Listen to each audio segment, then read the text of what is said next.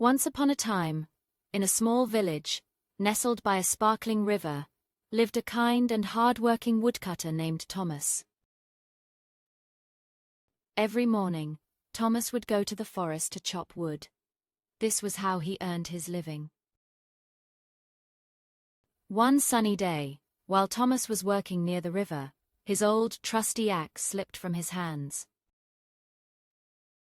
Splash!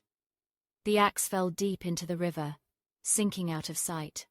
Thomas was very sad. "Oh no, my only axe!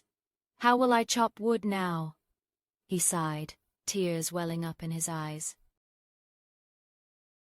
Suddenly, the water began to bubble, and a shimmering river spirit appeared.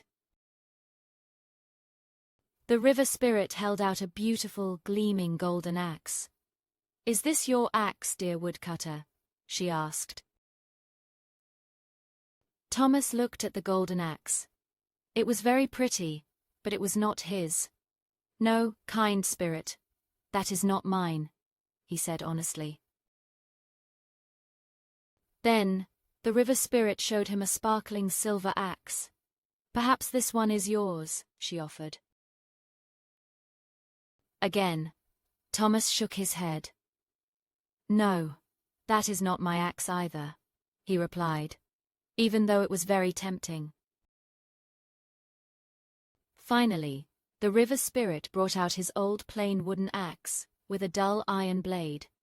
"Is this your axe?" she inquired.